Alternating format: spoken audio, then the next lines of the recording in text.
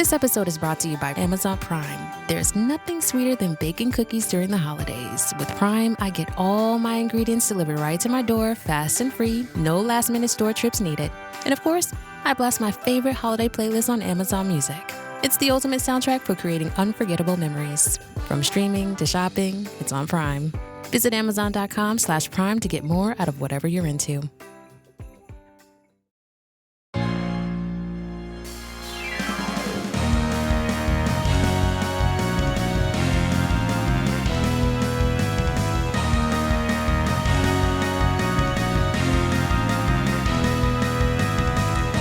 Welcome to the Supreme Resort, Land v. World, a podcast about Disneyland and Walt Disney World and which is the Supreme Resort.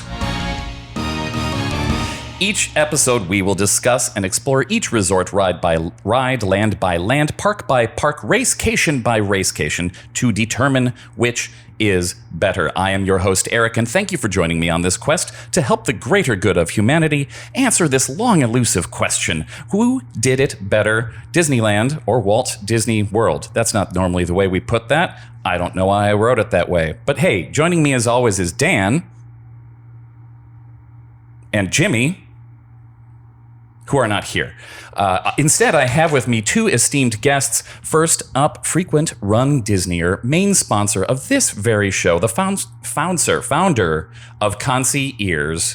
Who knew that was a tongue twister? Mike Renfro.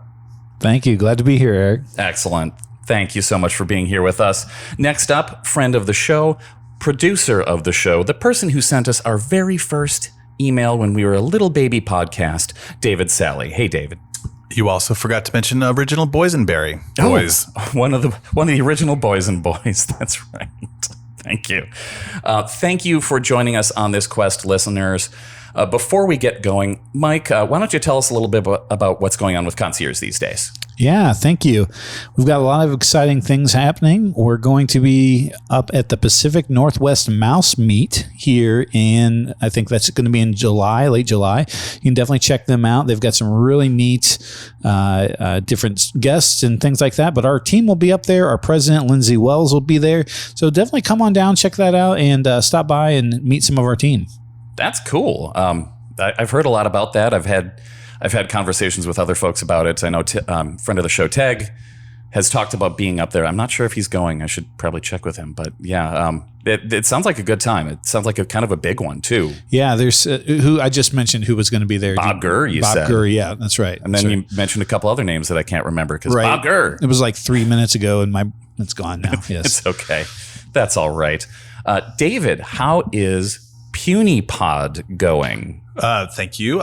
Puny Pod is our Marvel fandom podcast that Ryan and I do, where we go back in excruciating detail, review Marvel movies, Marvel news, and just general nerd stuff. So it's going well. We just watched Doctor Strange, and we will be reviewing Guardians of the Galaxy 2. All right. Not also Guardians of the Galaxy 2, because you already did Guardians of the Galaxy 1. But we're doing Volume 2. Right. Which you said was your favorite? I don't know about. There are a lot of themes I really, really like in it. It's the family theme. Well, you'll get into it on your show. Sorry, I'm sure. Sorry to I know take us in a different direction. But I know you don't like it because you've already talked about it on other episodes. I'm actually enjoying it better on a rewatch. Okay, good. It's good. I like that. It is one of my favorites. I watch it as much as 1. 3 is hard. Hard to watch. 3's you just got to skip parts of it. Yeah. It's the back half, fantastic. Oh, there's such great stuff in it. Yeah, for sure. But yeah, I really like listening to the episodes where and you do get into our listeners like excruciating detail, obviously, because they're still listening to us. If they're not listening to your show, they definitely should, because every time I listen to one of your episodes, there's something I learn, whether it's from your like pre-production stuff, all of your facts about how the movie was made. I really don't know a lot about that. But even Easter eggs throughout, like you and Ryan find these weird things where I'm like, I got to watch it again. So I always watch it after the episode rather than before. Oh, interesting. That's an interesting approach. Yeah, no, it's intended. We watch the movies in chronological order. We try not to, give any big spoilers towards future movies. But there's so much that's interwoven. It's kind of fun to kind of touch upon those and then see those pay off in future movies. Yeah. And that's kind of fun. I do like that you keep it, quote, spoiler free for people who haven't watched these movies yet. But there must be somebody, right? I can understand. It's hard to think that like somebody's not watched, Iron Man 1 and it's like, you know what? I'm going to pick this up 2024 bet. And then we'll just kind of run from there. They're like, whoa, did you realize that after a certain point, these weren't produced by Paramount? Wait, these are all on Disney Plus? I had no idea.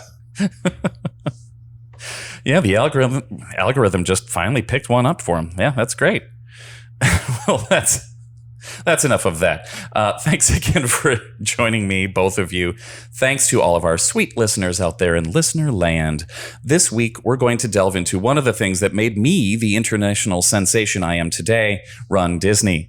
There's a lot of history here. They're laughing at me, listeners. I thought it almost sounded like you said runDisney. And I was like, wait, we're not talking about the races? Disney.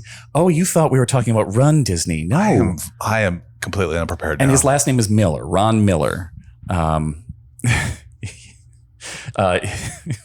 Sorry. That's a different episode that we were probably going to do soon. Ron Miller versus Saul Steinberg and Greenmail. But not today. No, thank you. Thank you for teasing that for our listeners. runDisney. Thank you. There's a lot of history to runDisney. It's been going on for a long time, so I want to get into that. You all know I love boring lists, so there's an opportunity for us to list boring things in fantastic fashion. And there's also an opportunity to get into a subculture that a lot of Disney fans, even the most ardent Disney adults, don't really know about or engage with. And then conversely, there are people that are not Disney people that are huge runDisney fans. So I really want to get into that. We're going to get back to our regularly scheduled programming in a week or two, but I wanted to take advantage of my friends who they're supposed to be going to sleep before a running event. We're all supposed to be sleeping soon. But of course, that means it's a great opportunity to podcast and talk about runDisney events before the race. But then we're going to talk about it after the race tomorrow, get some opinions there. And because, of course, this is what we do. I'll talk about some of the contrasts with these races on the East Coast versus the West Coast. We don't. Neither of you have run a Disneyland race before. Is that correct? Nope. Correct. Okay. Well, I know Mike has run a bunch of runDisney races here on the East Coast because I've run them with him. But David, what's your experience here? I've watched a lot of videos of people running runDisney events, but I've not run one yet. Okay. So running my first one tomorrow. Are you looking forward to it? I am looking forward to it, actually. I was a little bit not knowing what it was going to be like. Never having been to this park before, there was just a lot of curiosity, a lot of feeling a little just out of the loop, if that sort of makes sense. Okay. The information that they've sent has been pretty good, but not having run one, I no idea what to expect. Well, we did walk past the bib area today, and we've done this before, so it's not always the best information from Disney. What's your experience in running races in general, David? Good question. It's a great question. I haven't done a lot of like road races. So I've done number of Tough Mudders. We'll do like during the height of the pandemic, we would do a lot of trail runs. So I feel pretty comfortable. Play rugby. So I think it'll be, have some minimal cardiovascular fitness. We'll see. Minimal. I have what is hopefully an acceptable level of cardio, but, you two have assured me and that it'll go well. Hey, if we can finish, you can finish. Good to know. I'm just envisioning like it's like the Olympics and that people are just sprinting dressed as like Mickey Mouse or stormtroopers or whatever, but they're doing like a 4:30 mile pace. That's what I envisioned. And that was my fear. There are some people that are very competitive in the races, and we can get into that. That's one of those aspects that it, like, for the serious runners, this is a qualifying race for other events. So yeah, there's going to be a winner of this race, and that's a big deal every single race, who the winner is and what their story is, and that kind of that'll get that out there in the running news. But for most people, this is a very accessible race, and that's what a lot of people find so compelling about it. You know, there's a 16. We'll get into this a little bit later, but you know, it's a 16-minute mile pace, and for a lot of people, that's, you know, you can walk briskly and get through this race, and a lot of people do. A lot of people don't run at all. It's just part of the event. It's part of being able to go through the parks. It's casual. It doesn't have to be this massive competition, but you can get competitive if you want. You're staring at me the whole time, just like, hey, it's okay, David. You're gonna get in. It's probably going to take you 3 hours, but you'll be fine. You'll get lots of photos. How are you going to feel when we don't finish? And he's like, people don't even show up. And Mike's been threatening to take an Uber home halfway through. That's right. I think you instead should be the person who takes the Uber halfway through and wins the marathon. And like, wow, he wrapped up the 10 mile in like 34 minutes. That's pretty fast. He's got a fake mustache on. That's right. I'm pretty sure they check your times part ways through about every 2-3 miles. Well, then you kind of have to make a lot of stops on that Uber. That's right. He's running out of the woods, running around a corner, and then leaving again, back into the woods. It's Florida. There's a lot of dense undergrowth here. And people do run off into the woods during these races, but you know. Let's not talk about the sordid aspects here. Anyway, let's get rolling. The history of the Run Disney races, these have not been going on for a very long time overall. The very first race that Disney technically put on was the Walt Disney World Marathon, which was in January of 1994, which was just over 30 years ago. In that inaugural race, 5,500 runners took part. It has grown somewhat since then to tens of thousands every year. Yeah. But that was it. Just that first year, one race. And they kind of did a throwback theming to it this year, because this would have been the 30-year, right, in January. I guess last year was the 30th. That's right. Race. Yeah. So this year is the 31st. But yeah, they did a lot of throwback last year. It was a very big deal. And I might as well skip ahead, because a really interesting thing that I found while looking through this last year, there was a news story that pointed out that. Of course, I'm not looking through my notes properly, so let me jot down 12. While you're doing 37. Oh, go ahead. Yeah, go ahead. Fill the time. So did they run it during, like, has it been run 30 years nonstop or 31 years nonstop, or did they take a break during the pandemic? Technically, it has been 30 years nonstop, because during the pandemic, the last race that they did was in February. Yeah, we were at that. We were at that race. We did that race. And then everything shut down like weeks later. Oh, wow. Right. Actually, no, now that I think, well, now I'm questioning myself, because they came back on in 2021. Now I'm looking at different parts of my notes. Let's see. November 2021, Wine and Dine returns to in-person racing. You're right. This year was the 30th. Okay. I was looking, I've got the dates all wrong in my head. So you need to look at me when you say you're right. You were looking at David. Yeah, whatever. Anyway. I'm doing the research next time. Here's a note. Shoddy. 80, my goodness. 80-year-old man, an 80-year-old named Rudy Smith completed his 30th marathon in a row. He is one of 59 people that have run every single race since the inaugural race. There were 12,690 finishers of the marathon. This is something that's very real about a lot of races. There's a streak. There are legacy runners that really like to add up. That's why it was kind of a big deal when the Star Wars races got canceled, because some people were like really gunning for, I'm gonna get 5 years. I'm gonna get my legacy, and they stopped doing them.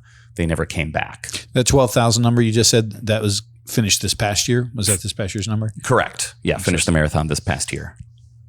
So that was the first year, 1994. 1995, they added the Disneyland 5K and a Disneyland half marathon. Disneyland marathon. That was a 5K through Disneyland, and the marathon looped around Angel Stadium, kind of like the races do these days. This kind of continued for a few years. 1998, the Walt Disney World half marathon was added in. So now we've got a marathon and a half marathon in the same weekend. That was named the Donald Half. And then in 1999, they added a 10K. So that's kind of the way these weekends have developed. That's what we have a lot of right now is multiple races in the same weekend. And that adds up to big time medals for everybody. When you do the challenges, you get a bunch of races together. It kind of compounds, and a lot of people like to do multiple races in the same weekend. Why? I don't know. I've done it many times. Medal junkies. Right. Medal junkies, t-shirt junkies. David, you are the and forgive what will be one of many dumb questions, but like are the races like usually at the same period of time? Do they follow a certain time of the calendar, or is it just sort of like it's usually around the same time per year? And the way Disney has set it up is to have them during downtimes. That's part of the reason why you see more in Walt Disney World. There's more capacity, there's more space, there are more hotel rooms, but there are also more lulls during the year. So that's why you see races in January, February, April, September. These are times where they can really kind of boost attendance, and it brings in a lot of money for the resort and for the area. The Disneyland races are usually in January, like late January. There's one in September. And let's see, when was the Star Wars one? Was that also around April, May? I never ran that one at Disneyland, and so I'm not sure. I've got notes on that later on, but I think it was around that area too. Yeah. But yeah, huge revenue boosts, and at times when things are down. Now we all kind of know that Disneyland doesn't have downtimes really anymore. Very true. Yeah. But yeah, well, let's we can get on with that. I've got some notes on that later, and on the financial impact to the area. Let's see. So we've got 1999. For a while, these weekends kind of continued. Then in 2010, the first Wine and Dine half marathon was added in Walt Disney World as part of the Food and Wine Festival, which happens to be a very popular time of year. But hey, let's add a race to it as well, which is now a very popular race. Right. Absolutely. What year did you say that was again? 2010. 2010. Wow. Yeah. And still, you think it's the most popular run besides the marathon weekend? Probably. I mean, the marathon, at least with the marathon weekend, not as many people go for the marathon. Right.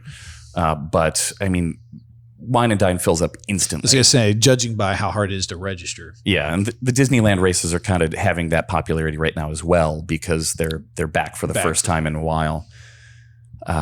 Let's see, 2014, the Walt Disney World Marathon added the 10K and Dopey Challenge or the 5K and Dopey Challenge for running all four races, 5, 10, half, and full marathon. That's just insane. 4 days in a row running. It starts with the easy one. You show up at 3 a.m., you run 3 miles, and you're done.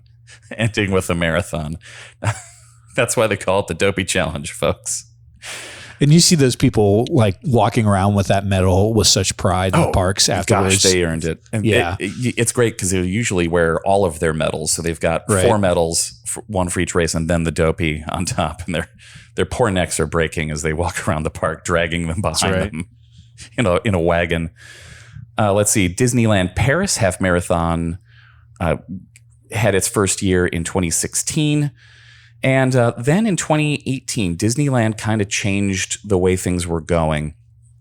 They claim, this is where there's a little bit of controversy. We've mentioned that the races stopped for a while. And this was actually this was well before COVID times, which obviously stopped things for quite some time.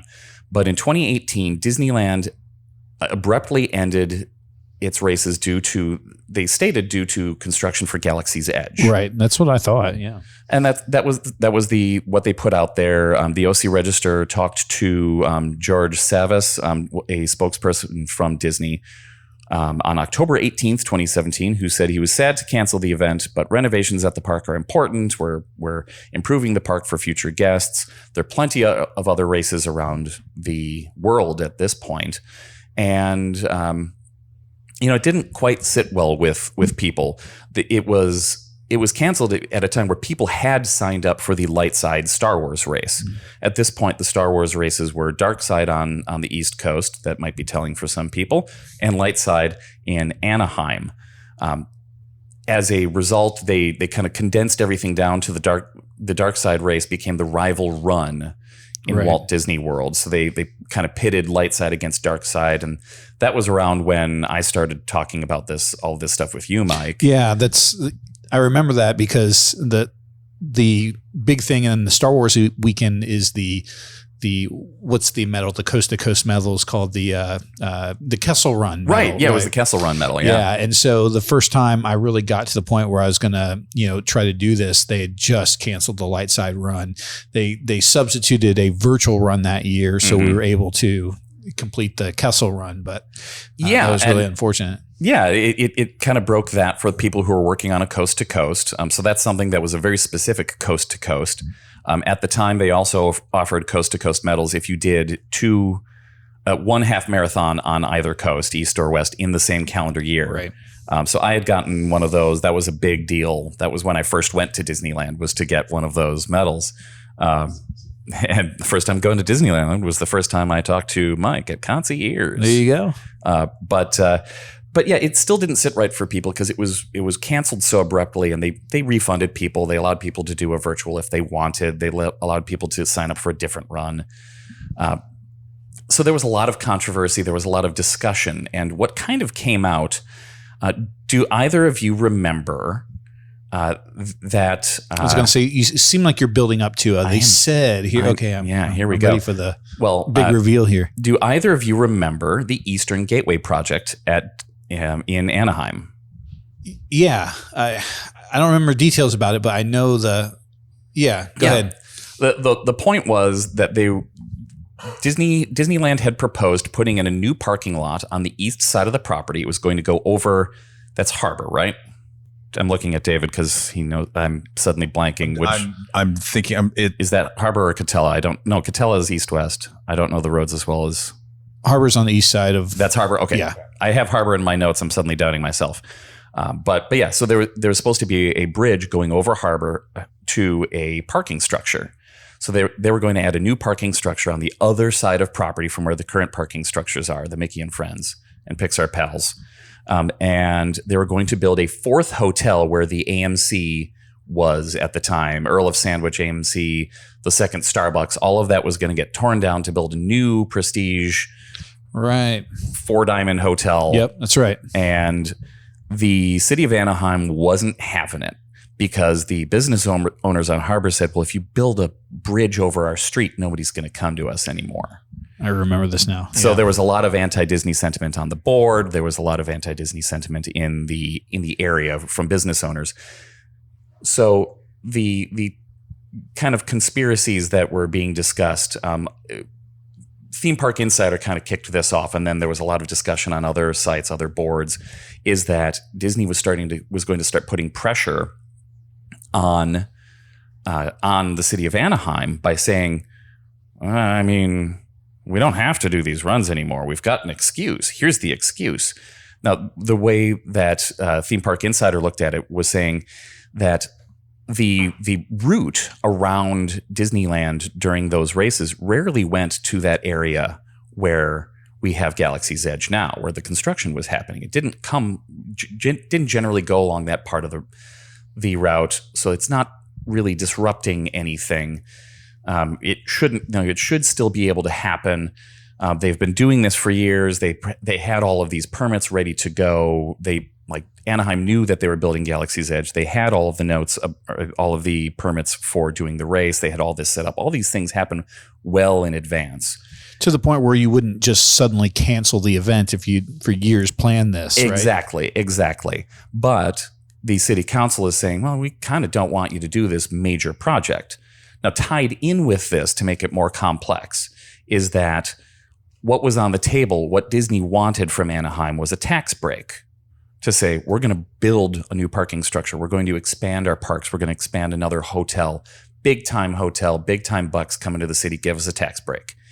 So what Anaheim came back with was increase the wages for your workers.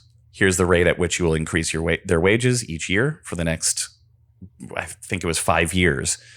And you do that and we'll give you your tax break. And Disney said, no thanks, and walked from the deal. They had started no construction. They had already closed the AMC. They had already closed the ESPN Zone, the Rainforest Cafe, Earl of Sandwich. So big tax centers, big money spending areas closed. They closed down the races. And here's where the money comes in. Races in Anaheim would bring in between $10 to $20 million, not to Disney, to the Anaheim area, every time there was a race in Disneyland. That's how much these race weekends meant to the city of Anaheim. So that's kind of what we're looking at here. That's where these rumors started up, and it really is one of those things that it's credible. I don't know if that really happened. I don't know for sure. I mean, politically, it seems to be it fits. Valid. It fits. I know that's how a lot of conspiracies go. Is it fits? David, any thoughts on this? Being a Disneylander? I thought you were going to say being a conspiracy theorist. Either way.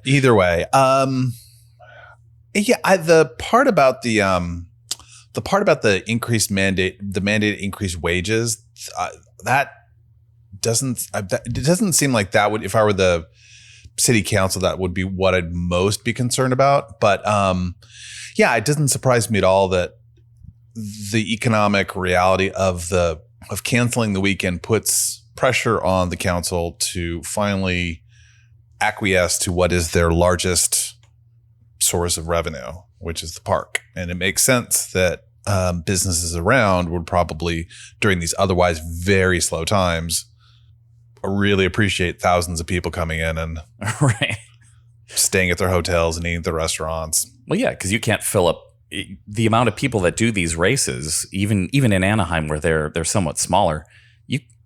Disney doesn't have the space for them in Disneyland and Grand California and Paradise Pier at the time. They really rely on all of the other hotels in the area to do this. So yeah, I don't know. It's an interesting thing.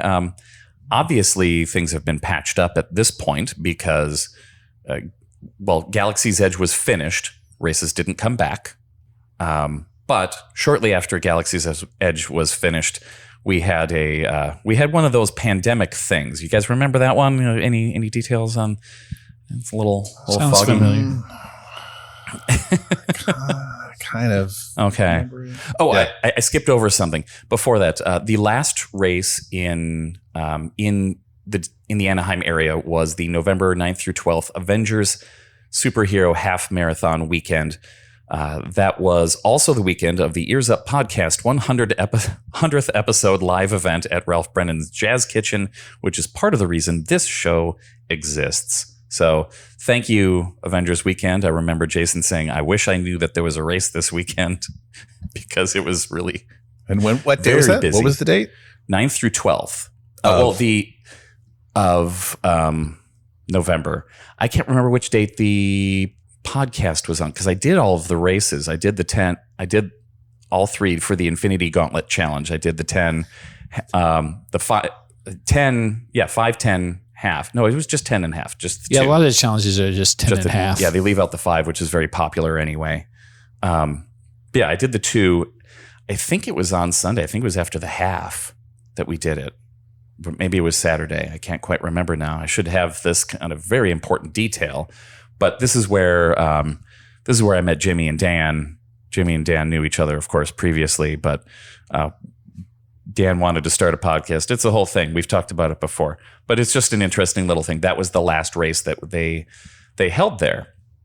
And speaking of last races, the last race that was run before COVID, we mentioned before, was the 2020 Walt Disney World Princess Half Marathon Weekend. That was in February of 2020. Right. Mike and I did that one.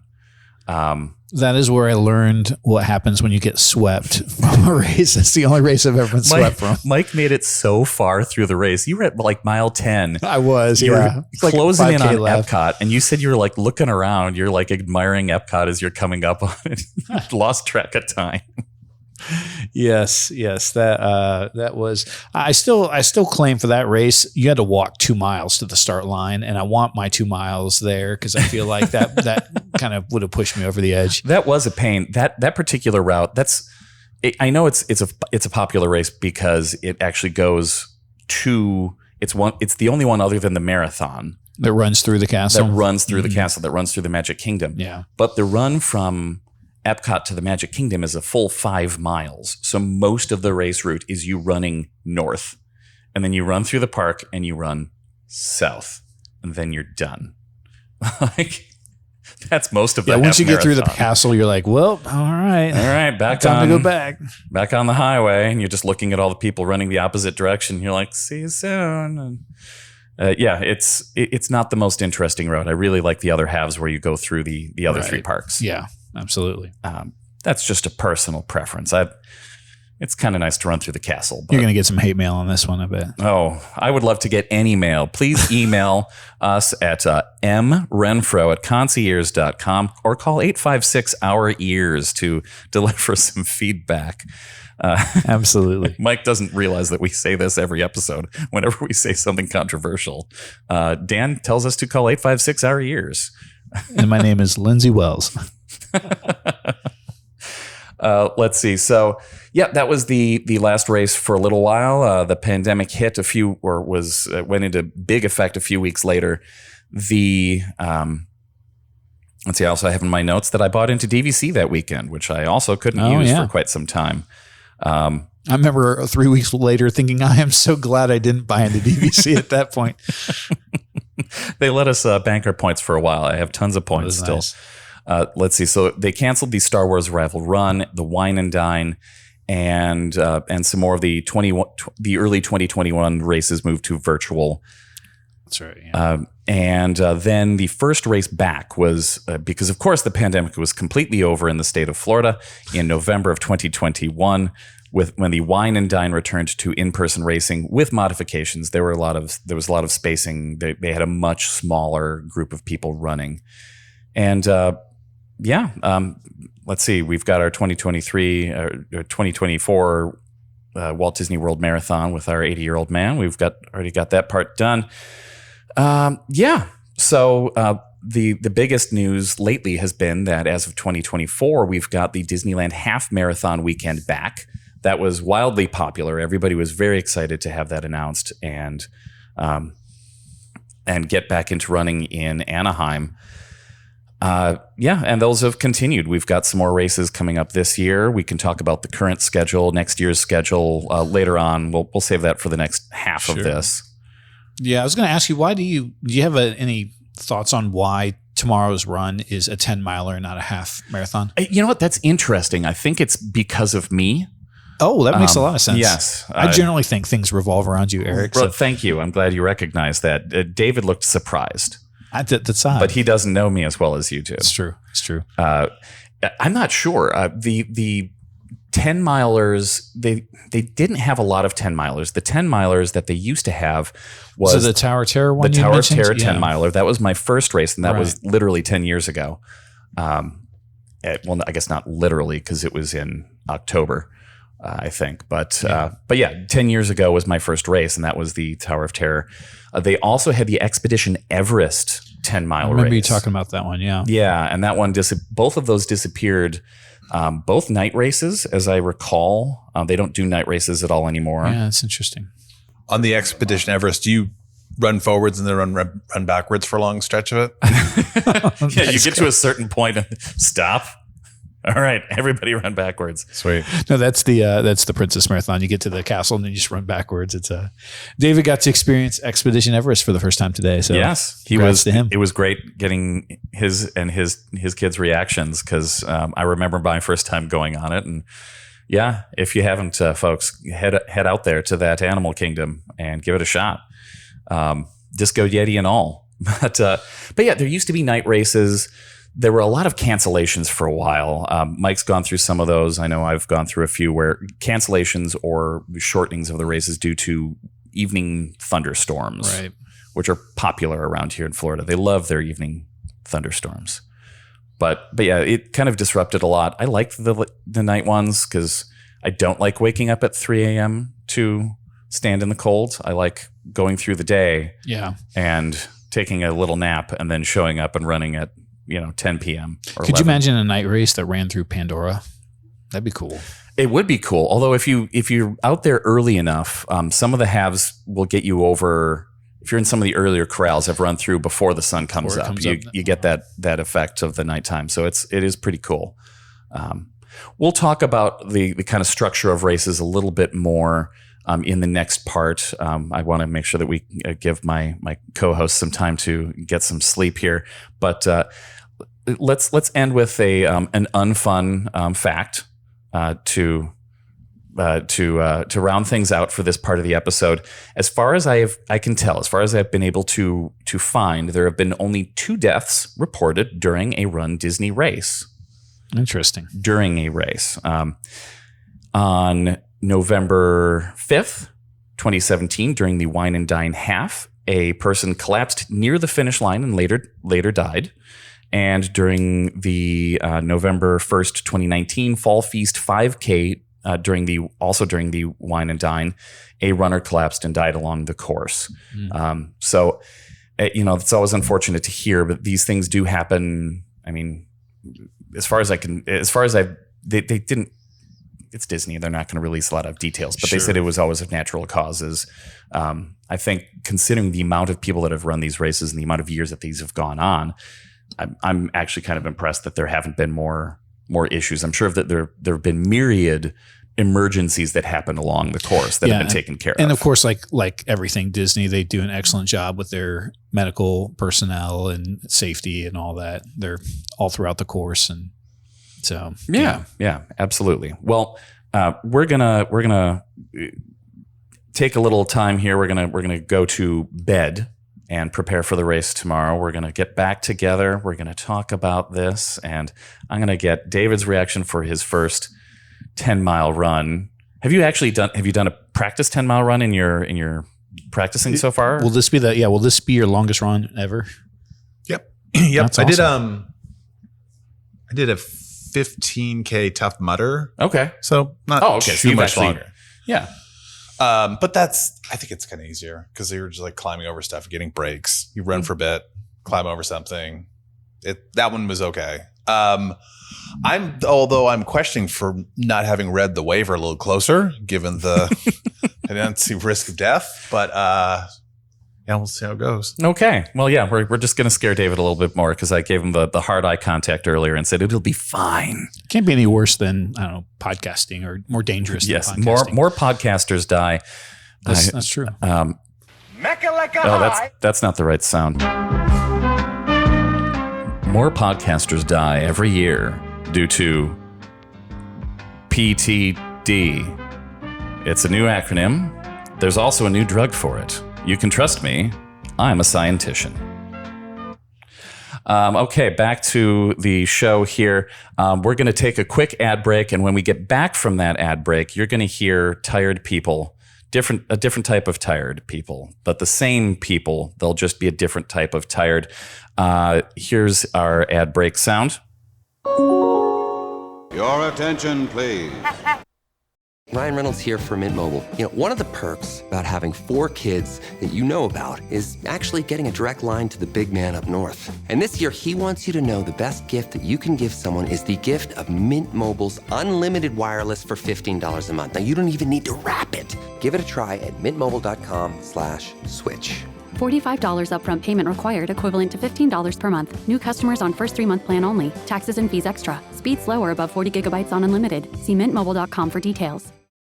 All right. For our ad this week, here in the sponsor lounge, we've got Mike from Concy Ears. Mike, Jimmy usually talks about some of the fun trips he's been putting together for listeners. He leaves out names, of course. He usually leaves out their addresses as well. But you talked a little bit about the Pacific Northwest Mouse Meet. Is there anything else you'd like to kind of plug as part of your appearance on this episode tonight? Yeah, I mean, just in general, it's fun being here with you, Erik, and just being able to think back that you and I started as you were a client back when the company was basically, I think, myself and was it just me at that time? And it might have been. I think that was before James. Yeah, that's right. James and Lindsay. You traveled so much that you were able to fund the company to the level that we are now. With I think we have about 15 planners all across the country, and so it really is. This is what we're doing right now. Is what the company was built on. It's developing relationships, growing families through enjoying Walt's dream. And so just excited to keep doing that, and would love to help your families. Thank you, Mike. And thank you for making me a very famous and very poor man. You too can have international fame if you take if you reach our the platinum level with concierge. That's 19 trips per year. There you go. Or as a platinum sponsor for you. Or a platinum sponsor for this podcast, I guarantee.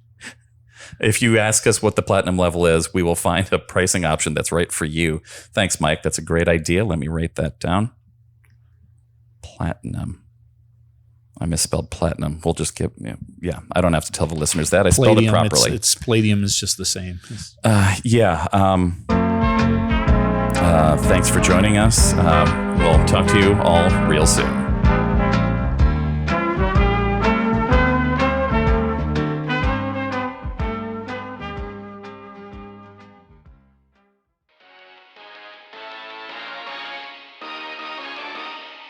All right, so we're heading up to the front here. We just got out of our car. No, we're not running for a while. Walking straight for Spaceship Earth here. We've got a little ways to go around, get through the gates, security and everything, so this is going to be pretty fun. How are we feeling this morning? Oh, they're running us through security. Excellent. Super excited. David? I've been more awake in the past, but I'm okay. Livia? I'm crazy awake right now. That lavender iced latte has me hype. Lavender, nice. The key to her success, excellent. Okay, well, we'll check in a minute here. Okay, the Van Morrison is playing. Speakers are hot, we're running in. I don't know what time Epcot opens today, Mike, I'm sorry. I forgot to look, we were gonna look, 8 or 9. Just heading through. Everybody's got that jittery shuffle as we head toward the start line. That's a good idea from Mike here. Mike, what's your proposal? All right, we're gonna see and keep track of what the most outrageous costume that we came across today. Looking forward to it. We could probably have some supplemental categories. Most elaborate costume, maybe best theme, and maybe the most ridiculous looking thing to run in, which is always one of my favorites to both do and see. I just saw Mr. and Mrs. Incredible. They looked great. That's cool. David and Olivia have some Incredibles theming here. They've got the domino masks, but yeah, we'll see what we find out. As Mike points out, there's a guy who's walking around pretending he's a podcaster, speaking into a microphone. Okay. Last check here, Mike's going to head into his B area. Oh, I'm going to hang out with you lower corral individuals for a little bit here, and then, I like just walking around in the other corrals, feeling slightly superior. Yeah, slumming it with us. Yeah, all right. Livia, you ready? Woo! Yeah. Testing the sound check there. All right. I'm ready-ish. This is going to happen, so... What's your impression so far? Is this as many people as you thought it'd be? It's pretty well organized. It's pretty well laid out. As a total noob, I have no idea what to expect. It looks like they're ready for a lot of people. You can tell they've done this before. Yeah, we've got corrals heading all the way out to E. So you're not in the last corral. There's further E. There's way more people that'll be behind you, so I think we're in good shape here. All right, well, let's go with the flow. I'm going to sign off here and talk to you all after the race. All right. We have successfully made it through all 10 miles complete. I got lapped by the Sallies, but that's fine. I ran into them immediately after crossing the finish line. That was a treat. Didn't know that they had passed me. Pretty good run. Did what I had hoped, which is stay alive. And there's nothing wrong with that. Hey, David, what do you think? Pretty tired right now. That was a lot of fun. It was well organized. I'd not seen one of those parks before, so that was a nice little distraction, kind of in and out. Like the course was laid out well. They had water everywhere. It was great. I would do it again. It was fun. All right. Olivia, you have any words? That was the best run of my life. It was so fun. You know, my dad and I inspired one another. Sometimes he would run up ahead of me on a hill, and then I would have to sprint up after him, and vice versa. So, you know, I'm happy with the performance. I'm happy to inspire many. That sounded pretty sincere. I don't know. I thought it was corny at first, but then she really went for it. So I texted you when I registered the two of us, and I was like, hey man, these are selling out pretty quick. They don't have the 10K anymore. And Olivia and I were both like, oh, okay, I guess 10 miles. And she started training quite a bit. She crushed it. She was great today. She helped me get through it. There were quite a few times when I just wanted to just lay down on the grass, take a nap. But it was good. I mean, it was great to see all sorts of athletes out there. Some running, some walking, supporting each other, going as a group. It was great. That's the idea. Oh, wait. There were some run, walk, running, as in the method. The Galway method, yeah. Exactly. Yeah, that's really big here for obvious reasons. But yeah, we'll do a full debrief. We'll get Mike's opinion when he comes across. He's only a couple miles behind, I'd say, so we'll be seeing him soon. We'll do a better take once we get back to the hotel. But for now, I'm going to sit down and stretch out and enjoy this sweet, unripe banana. Did I win? Are you... Whatever you want to say. We made it. This honestly was probably the best run weather that I've ever had. It slightly overcast. It was beautiful. Good. What's the temp out right now? Probably 70. Exactly. Yeah, that's wonderful. Good race. Thanks for joining us. We'll talk to you all real soon.